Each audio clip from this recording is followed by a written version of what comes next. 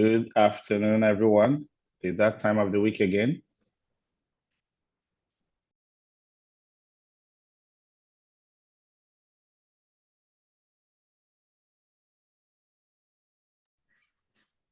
My name is Paul Erubami, MD of Max-Migold Limited. I'm head of faculty of training center, the Max-Migold Training Center.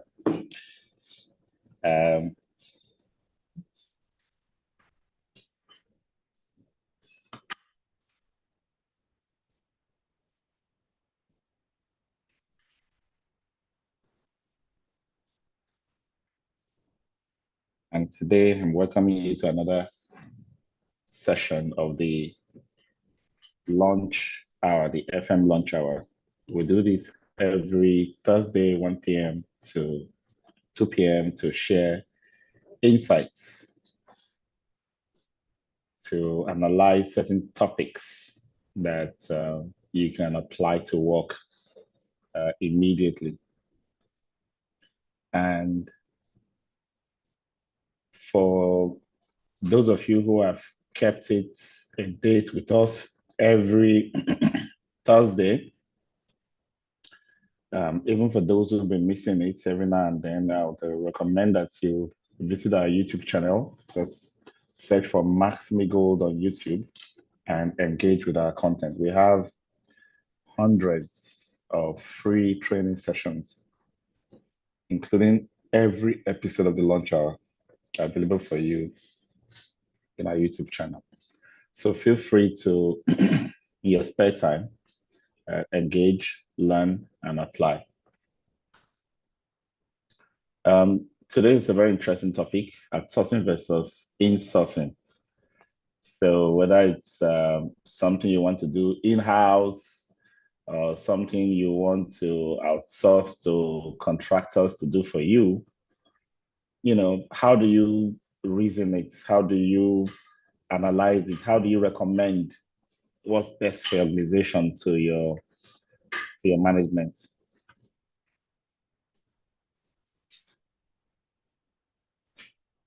Whether you outsource or you insource, in-house delivery, you are ultimately accountable for the user experiences of your people, for the results your organization gets. So that level of strategic reasoning should be, in your fingertips as you have this, as you go through this process and learn these reasons we're going to adduce for, making choice between these two options. So before we hit it, I would like to just remind us, I know some of us have been following the FM Mastercraft Diploma for a few years, but I've not made the effort to join this elite core of facility management professionals that are riding the FM landscape in Nigeria and across the continent.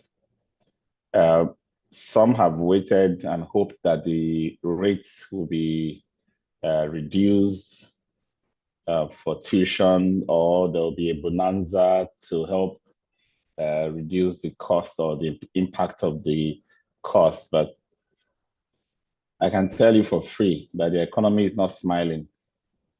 There's hardly any cost element that is going down.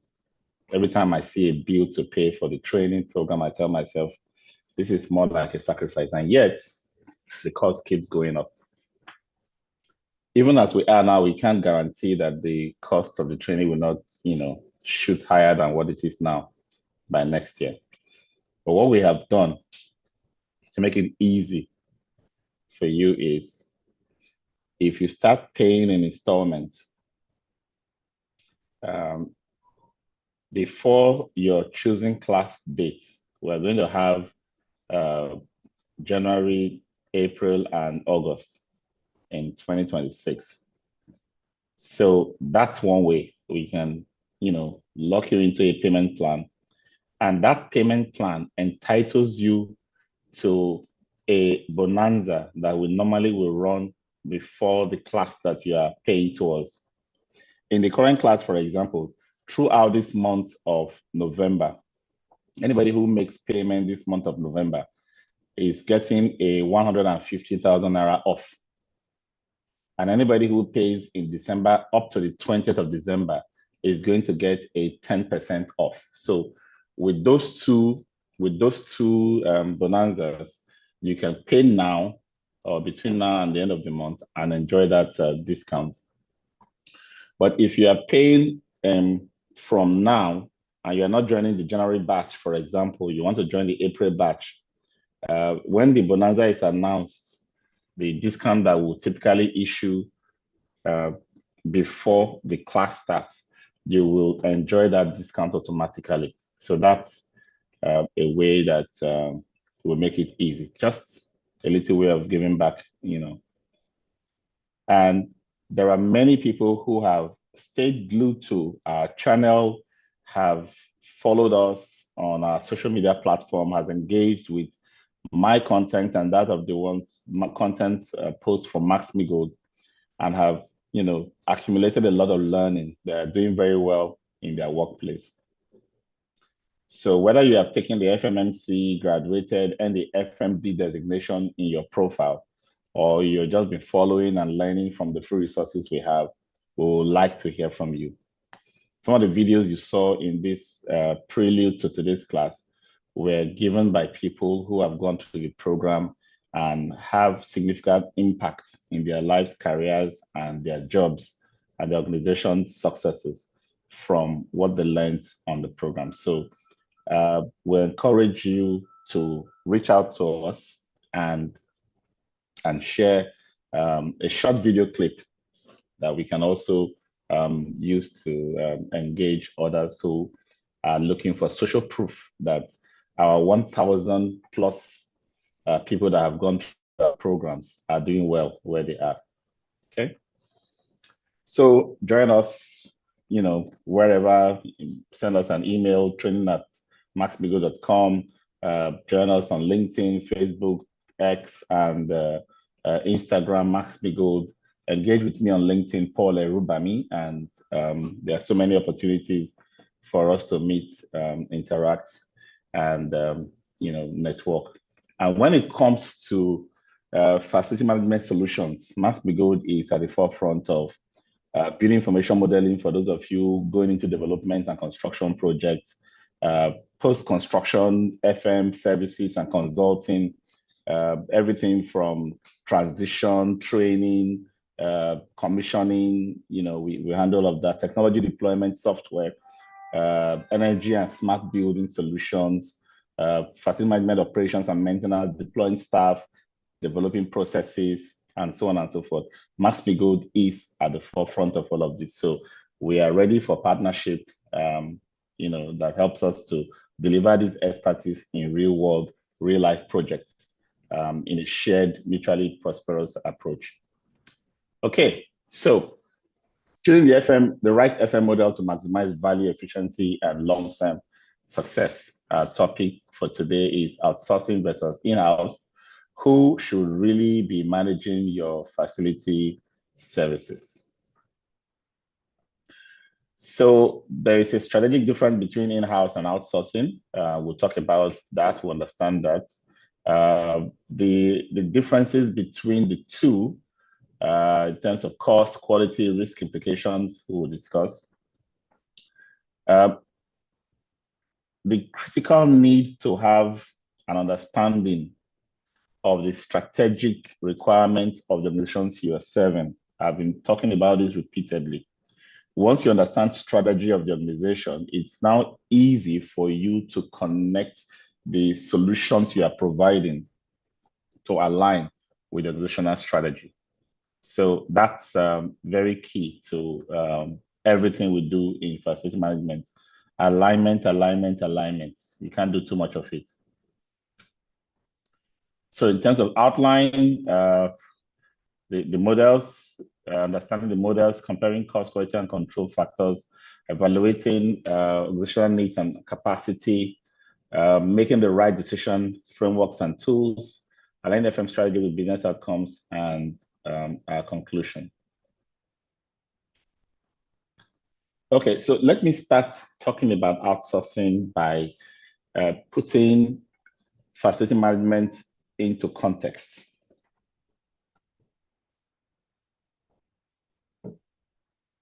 Facility management is not maintenance. Facility management is way more than maintenance. Maintenance is one aspect of operations.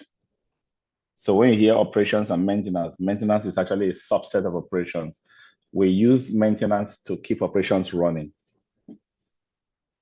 The facility management is more about the people, enabling the organization and its people to to thrive, to succeed, to excel, to achieve productive results with regards to the strategic goals set by the organization. So the FM frame of mind should start from, I work for this organization, whether I'm an in-house FM or an outsourced contractor FM coming to help deliver FM. My first job is to understand the organization, know where they're going, and position myself as a strategic enabler, which means I must be ahead of the curve, padding the way, preparing the path, and smoothing all of the processes to help the organization arrive at its destination. Once I understand that, my mindset is that of management, strategic manager, a strategic, tactical, and operational planner who engages services. I engage services to deliver on the management results I want to achieve for my organization. So what am I saying? Facility management is management of people, assets, and resources. I want to manage people, assets, and resources to deliver strategic enablement of the organization, which I understand their vision and where they want to get to, right? So that's what I'm doing. But to provide this management, I need to have what I am managing.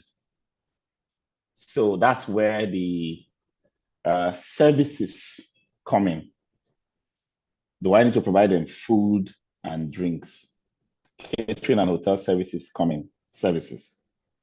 Do I need to provide maintenance for equipment? Maintenance services, air conditioning, elevators, generators, electrical services, plumbing, they're all coming. Do I need to provide security? Of course, I get security services. Do I need to provide power? I get, utilities company. Do I need to provide refuse and sewage and the rest? I get those services. So separate management from services. As a facility manager, I am providing management. But I provide this management and I use it to select appropriate services, because first and foremost, when I want to provide management is I must understand the strategic objectives of my organization. So I lay out what the organization is trying to achieve. I use that to create a list of services that I need to procure and manage to help the organization achieve where it's going, right? So I am providing management. I procure services to serve the requirements that I need. So once I've separated those, it's not easy to know what I'm talking about when I say insourcing or outsourcing. In discussing insourcing or outsourcing, I am talking about management, not necessarily services. Okay? So if I am hired as an in-house FM, I have a team of contract holders, supervisors, coordinators employed by the organization, the demand organization that uses the services. We call that in-house. We call that in-house.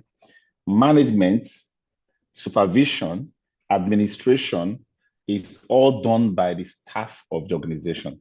So whether you're a telecom company, oil and gas, banking, insurance, retail, any kind of organization you work for, if you are an FM, a professional FM employed as a direct staff by this organization, and you have a team that are all staff of the organization who are doing the planning, strategic planning, budgeting, expenses, supervision of different services.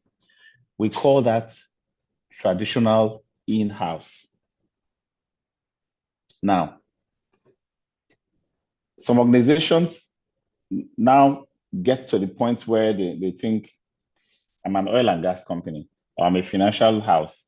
Why do I need to keep this many in-house facility managers? Why don't I look for one facility management company that does this as a full-time job? This FM company has managers serving different clients in different locations. So they have capacity to train, provide the right experience for their staff, and deploy them to manage for my organization. That is outsourced facility management. Outsourced facility management now has two broad categories.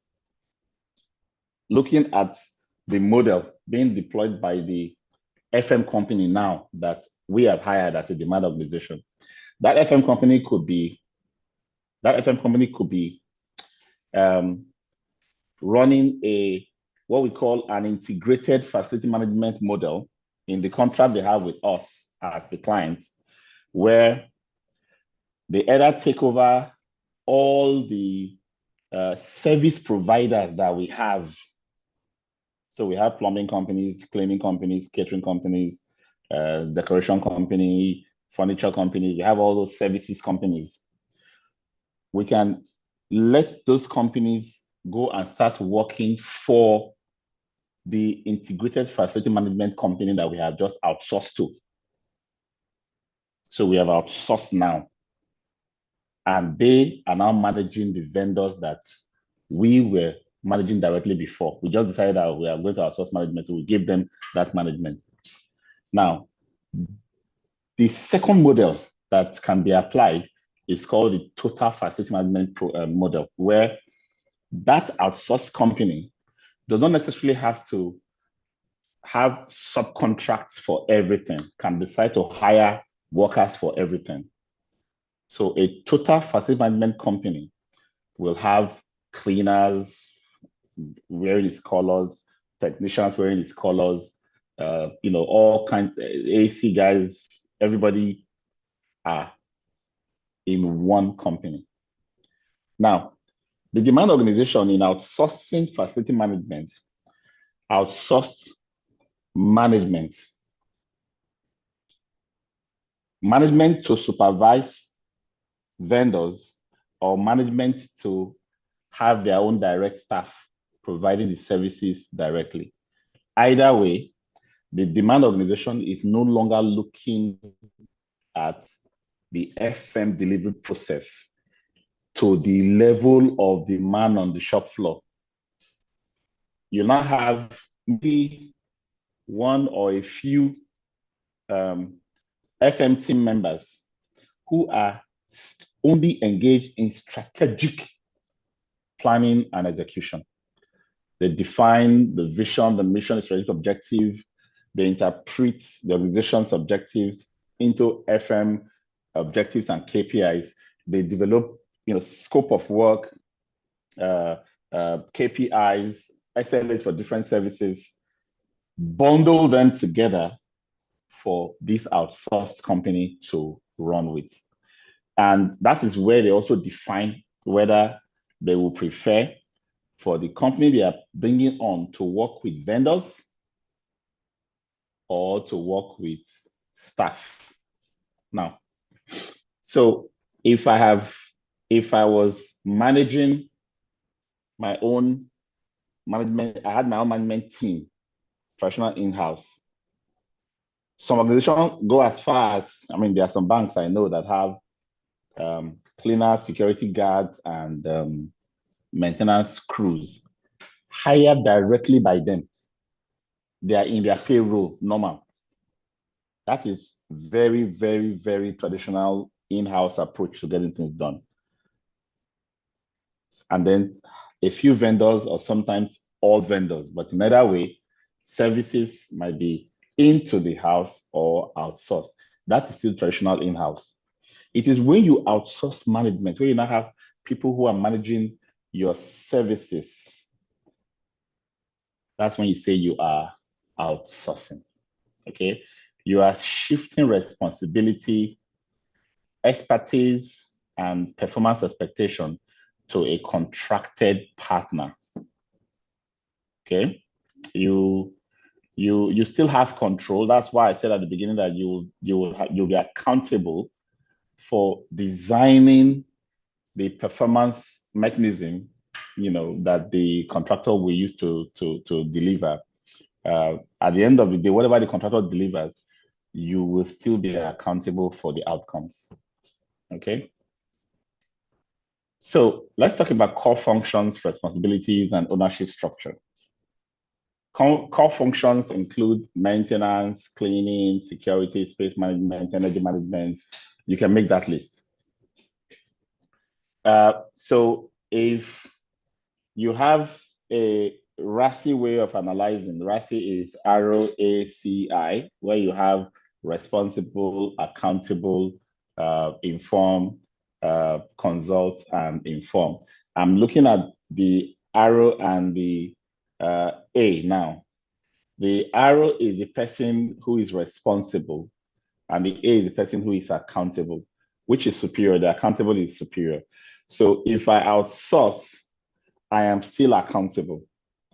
But what I have outsourced is responsibility. So I now have a contractor that will handle the activities, right? Now, the kind of contract I give to the contractor is what's going to also determine how much of ownership I am handing over to the contractor, how much risk I am transferring, because contracting outsourcing is also a way to shift the risk from business processes to third parties. Okay, so it's important.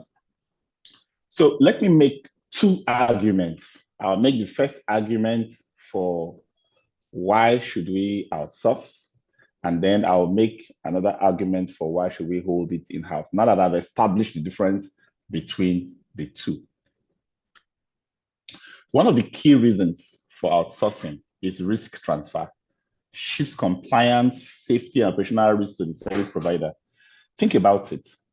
Your building curtain wall needs to be cleaned once a year, once in 2 years.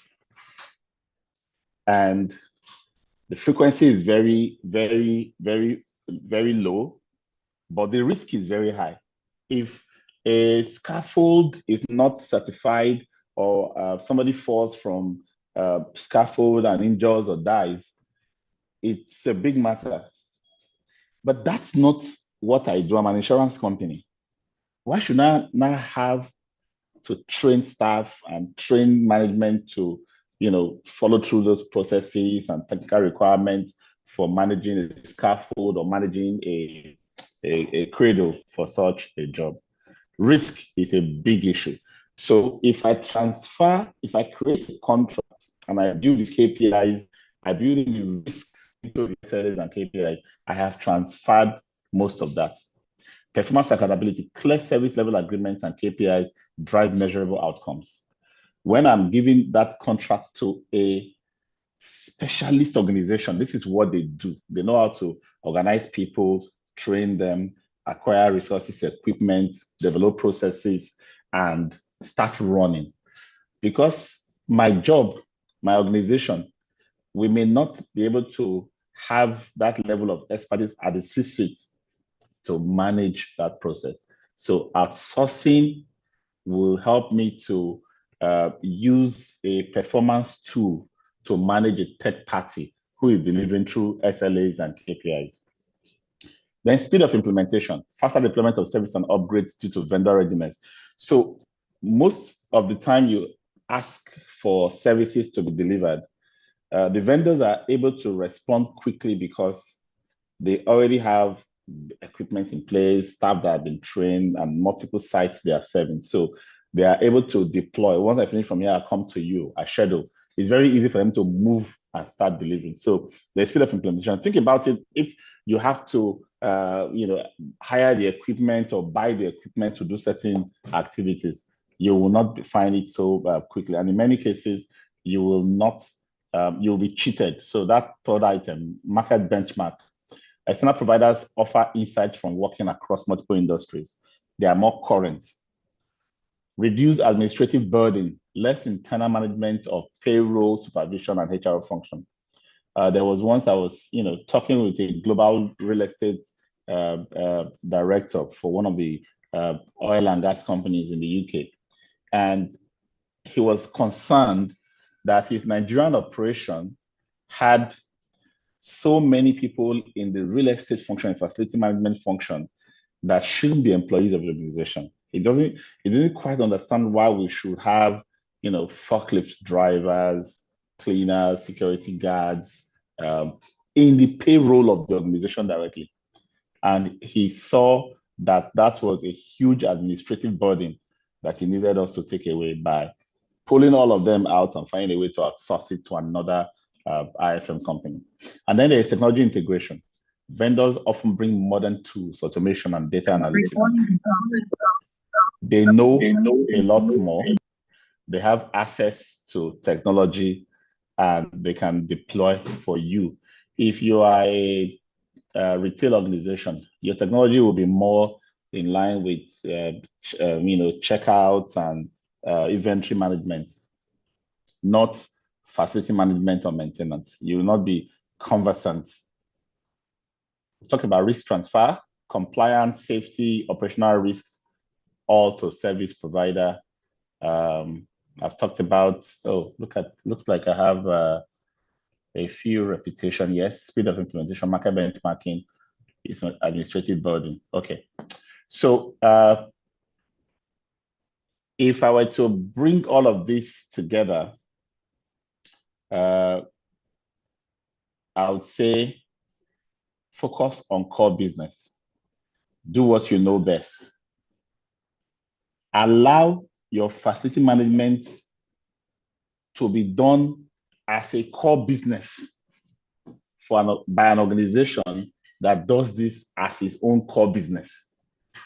So because you are handling your core business and you're handling it well, because that is your core, your FM services are being handled, FM is being handled by companies that do this as their core. You'll get the best of both worlds. That's in a nutshell. So let's talk about what are the advantages of keeping it in-house? They say he who pays the piper dictates the tune, isn't it? So control is one key reason. Direct oversight of operations staff and service standards is one key reason. And to think about it, there are certain things we call mission critical services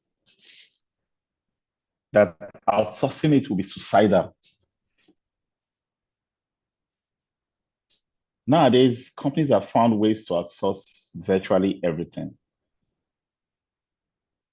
But for those that you want to have absolute control, that this is mission critical, it is the core of your DNA as an organization. You need to think twice before you consider outsourcing for those. And then organizational alignment. FM team reflects company culture, values, and priorities. When you bring vendors to come and work, there's usually a learning curve. the workers come from a different culture. Some of them have experienced other organizations, but not yours. So in terms of behavior, communication, relationship management, and diligence in getting their jobs done, there might be a little bit of, culture issues. It will be almost obvious that these ones are not part of this organization. So even if you don't have all those email accounts where you have EXT to show that this is an external, even though it's functioning as a representative of the organization, or in some organizations where we used to have different colors of employee access badges. If the color is this color shade background, then it's a direct staff. If it's that color shade background, it's a contract staff, or it's a vendor staff. Now, even without those, if two organizations, the demand organizations and the vendor or IFM company comes on board and they are working together, there will be a while before they can blend into one. And then the organization staff tends to understand, strategic, directions faster and alignment with it faster than contracted staff. Come to decision making. Internal teams can respond faster, without contract constraints. A vendor will need to go through a process if you have to deal with a situation that is out of scope or out of contracts. Certain decisions are even written in the contracts as it's excluded from you. You have to take permission to do ABC, right? And then there's also the issue of long-term staff investments. If I'm employing my own staff to do everything, I will be more comfortable taking them through, training, certifications, because I see them as part of the organization.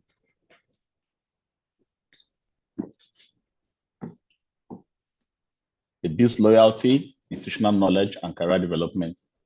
And I also have service customizations. If we own one building and we rented another building, we can prepare two different scope of services to meet the needs of different buildings. If our leadership team changes or business goes into something else that requires us to have different types of workers, we can easily adapt. We don't have that contract has been set situation where we cannot, the vendor or provider cannot make certain changes quickly unless the contract is revised and all the long process that goes with it.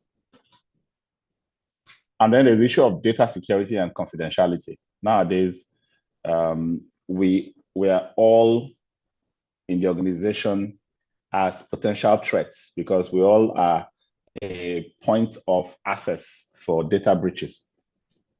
So when you now have third parties in the team as well, that's so for sensitive areas where you need confidentiality, you probably don't want to outsource. Even security guards, they have to be employees of the organization. And then talk about integrated communication, easier collaboration with other departments and stakeholders. Talk about cost transparency, full visibility into expenses without vendor markups or hidden fees. Again, that particular point, you need to consider it in two ways too, because sometimes when a vendor quotes and he captures all his overheads, when we are doing it in-house, we may not be able to figure out exactly all the overheads that apply to the team that we're trying to calculate. So let's say you come up at the end of the year and say, oh, our FM cost is 100 million, right?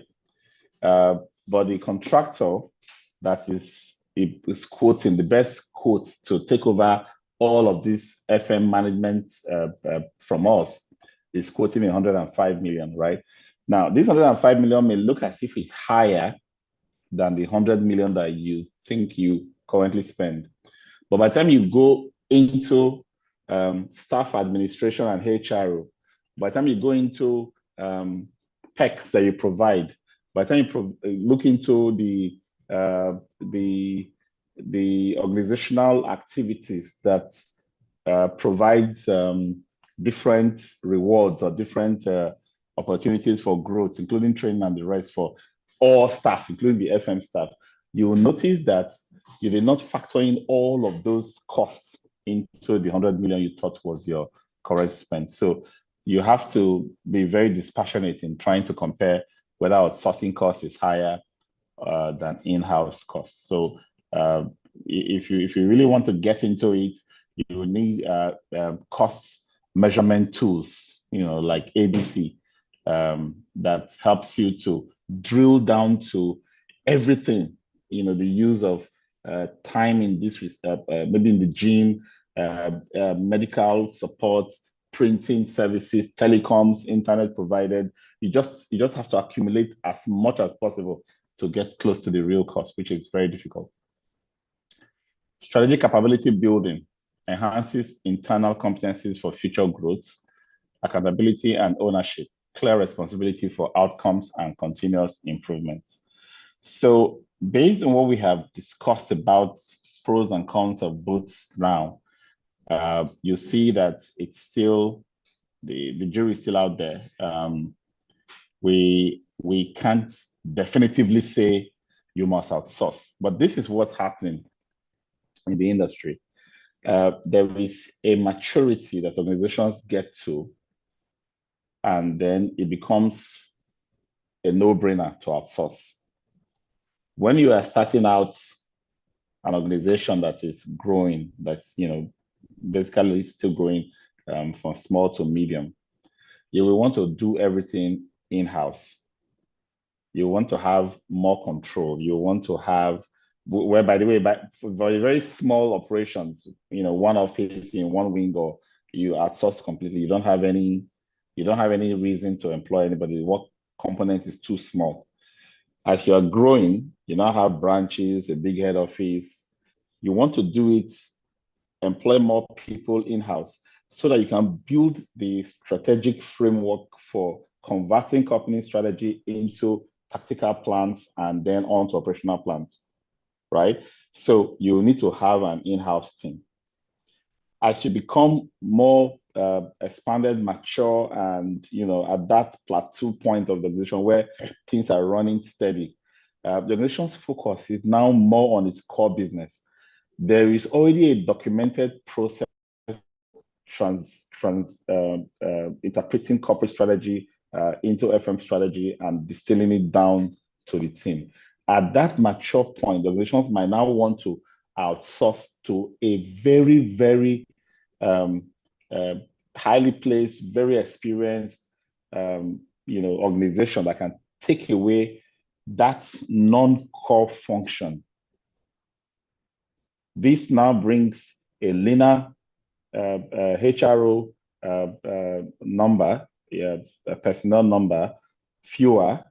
It brings, it enables the organization to now pay more enticing rewards for core business operatives. Because if I am a finance house, for example, I have people at certain levels who are contributing to revenue generation, and they need to be rewarded in certain ways. Those rewards, I probably don't want to share with people who are there spending the money, providing ancillary services. I don't really have a way of assessing the value they bring. So if they are completely outsourced, the outsourced provider can deal with all that, so I can focus on my core business. So that's a way to consider this balance. So organizations will often base the decision on cost comparison. Sometimes, in fact, in most cases, is always that cost comparison. And like I said before, cost comparison is not very, we don't do it right. We miss out. Take, for example, somebody who's who has to go through appraisal process with HR. HR is not in FM, so HRO cost and the time they spend on the FM team is not added. Someone who has to go through risk, ISO processes with the quality team. Those people, their documentation does not particularly capture the hours spent with the FM team contributing to them. A training department will organize training for them, but we don't factor that in. We'll have all kinds of things, end of year party and so on and so forth that staff enjoy. So there's so many cost elements in that overhead angle that is missed out. So when an IFM company is trying to take over the whole management, you tend to see their costs as high because you are not very clear on what your own cost to company is for FM services. But again, that's where most people hang on.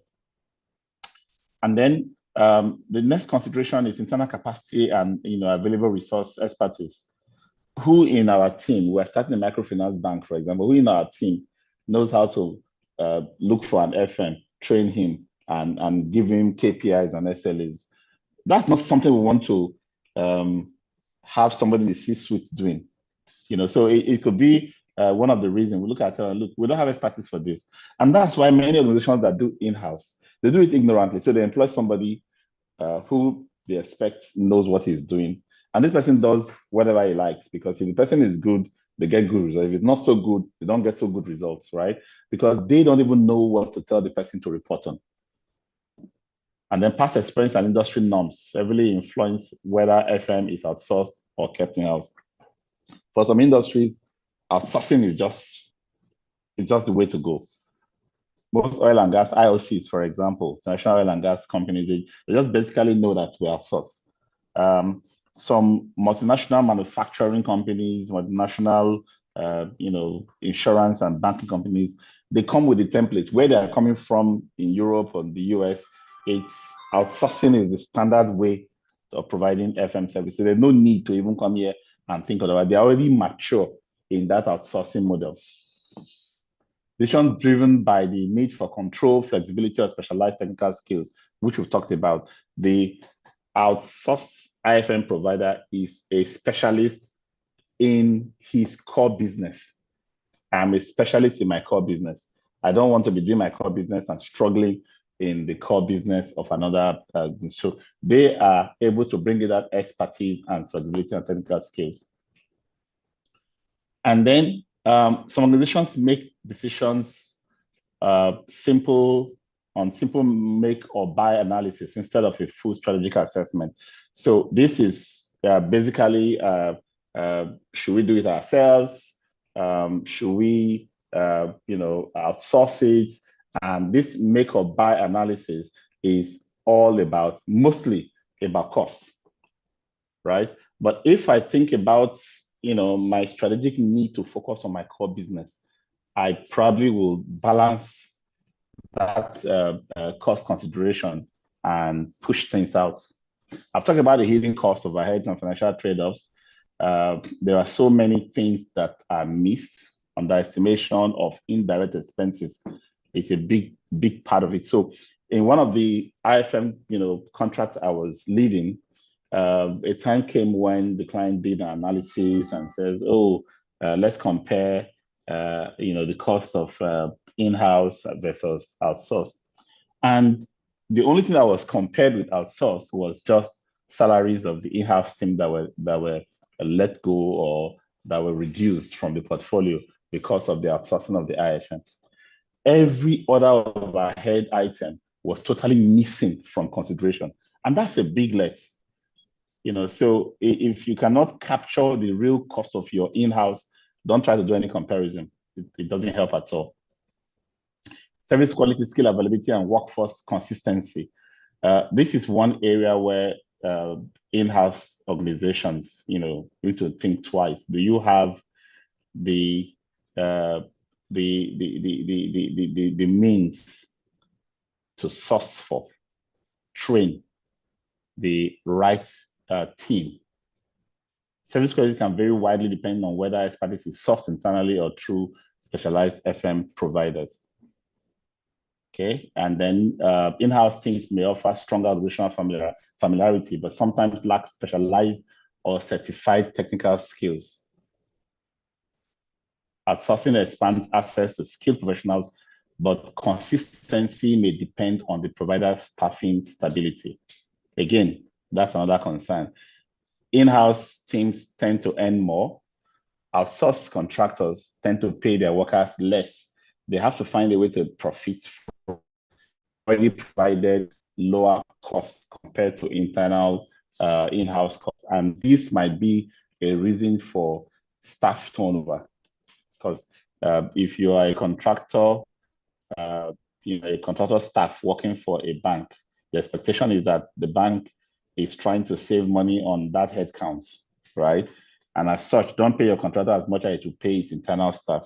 And the contractor has to still make a little bit of margin overhead, from that and pay you whatever is there. We'll talk about the risk, exposure, accountability, and operational flexibility. So in-house teams tend to be more rigid. Because you lost a contract, you may not just stop, throw workers into the market. You may still have to hold on to them for a while, hoping for something.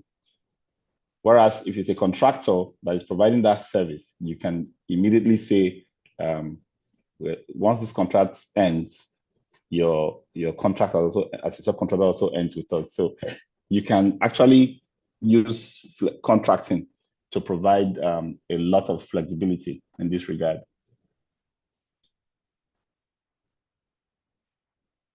And I've talked about in-house resource availability and competencies. The organization does as its core. The ability to manage FM teams may not be there. Developing KPIs from strategic objectives, developing SLAs for all types of services, reporting systems and structures that enables the FM to perform in ways that aligns will be difficult for the in-house team to deploy. So what organizations typically would do is look for a consultant to come in and build these processes, develop its KPIs, set up reporting systems, and their internal staff are trained by these consultants, and then they can continue managing from there. Facility complexity, asset criticality, and service demands. Highly complex facilities with specialized systems often require advanced expertise that may exceed in-house capabilities. So critical systems, HVAC, life safety equipment also require high-level maintenance to prevent downtime. And then some services actually are supposed to be provided, round the clock. And so you actually need to think about whether you want to use in-house staff for those or not. It's actually better to outsource in such circumstances. Whatever option you choose, we've done the breakdown, we've done the analysis. Whatever option you choose should align with the organization's values, work style, and expectations for service delivery. If you are a company with strong internal control culture, you may prefer in-house teams that reflect their standards and industry and identity. Organizations focused on innovation, speed, or specialization may benefit from outsourcing partners with advanced capabilities. Cultural fit between FM providers and the organization, demand organization, influences communication, trust, and long-term performance. So you might also consider what kind of rifts or friction you will deal with when you bring third parties in. Understanding the expectations around responsiveness, quality, and accountability helps determine which model delivers the best outcome. So we are putting this out still as a debate, and we're giving you as many items and as many features or considerations to analyze and decide where you want to be. So putting a tool like decision matrix, which helps to identify a list of decision criterias, applying some weights to each of the decision criterias, and scoring the two models, and then using those scores to multiply the weights to come up with the weighted total for each of the two options to decide which one will help you, will meet your needs better. Will help put a transparent review in front of you before making a decision. So talked about the contracting options. If you're outsourcing fully, there are two. There's either an IFM, integrated FM, or a total FM. But if you are using a hybrid approach where you want to have certain members of staff holding certain management positions, like contract holders, for example, then that's what we call the hybrid approach, where you have an IFM company, but then you still have control beyond just a single strategic leader within the organization. You have a team around that strategic leader who directly interfaces with a second level within the IFM company. To outsource is not something that we just wake up and jump into. There has to be careful planning, internal decisions reached, goal setting, and then scoping of what needs to be achieved, all the way down to what needs to be done. Interpretation and documentation of how we currently do it so that we can hand over a proper historical database to whoever is coming on board. Because if we don't do that, they are bound to fail and it will be our loss. And when the services are being delivered, it's not after the contract has been signed that you now develop reporting templates. Reporting templates should be clear, include measurable KPIs and service level expectations that are objective and signed into the contract, so that once the execution starts, you're basically measuring what you already have defined and agreed that you will measure. You don't bring anything new to measure when the contract has already started. And then, of course, the results is user experience, organizational achievement of his goals, and so on and so forth. And what you are measuring should show that you are moving or delivering in the direction of those strategic results. Long-term strategic alignment for sustainable FM operations. Encourage staff to identify inefficiencies and propose practical solutions regularly. Implement feedback loops to track progress and refine process over time. Recognize and reward behaviors that drive operational excellence and cost savings. Use performance metrics and analytics to give ongoing improvements. Foster a mindset where efficiency, sustainability, and proactive management are core values. This is like the foundation. Whether you are going to outsource or you are going to do it in-house, you must see those outsourced personnel as part of your strategic team. If you see them as outsiders, you don't share your vision with them, you don't share with them your strategic goals, they will do things in a bit differently from your expectations and not give you the results. So have that synergistic relationship with whoever you outsource, the same way you would do with your own in-house staff, sharing vision and moving them in direction of delivering that result that you want the organization to have in the long run. So that's our session for today. Choosing between in-house and outsourced FM requires balancing cost, quality, control, and risk. Understanding organizational needs, asset complexity, and workforce capability is critical for effective decision-making. Decision tools like matrices, cost-benefit analysis, and hybrid models provide clarity and strategic guidance. Align FM delivery with KPIs, customer expectations, and long-term business goals ensures maximum value. Continuous evaluation and adaptation allow organizations to optimize services, efficiency, and sustainability over time.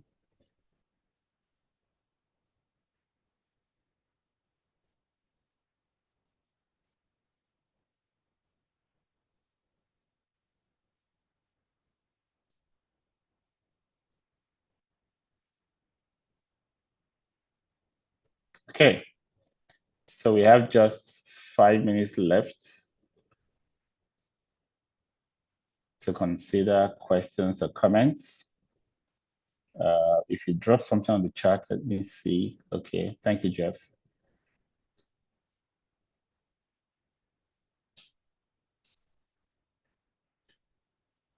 If you are not yet on our training WhatsApp platform or Max-Migold FM services and training platform on Telegram, please do. I believe we always share the link to those on this Zoom platform if you are here, and also on the other platforms. We are live on the YouTube, on LinkedIn, Facebook as well. So wherever you are in the social media space, you'll be able to connect with us and make your comments. We'll respond to each comment and questions as we see them. Thank you so much. Thank you, everyone. Look forward to seeing you again next week, Thursday. Have a good rest of the day and a good rest of the week. Bye-bye.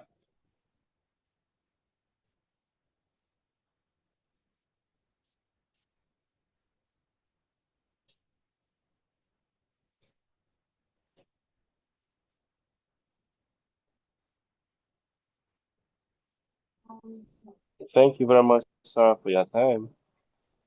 Thank you. Such a wonderful presentation. Thank you. Thank you for being here. I appreciate it.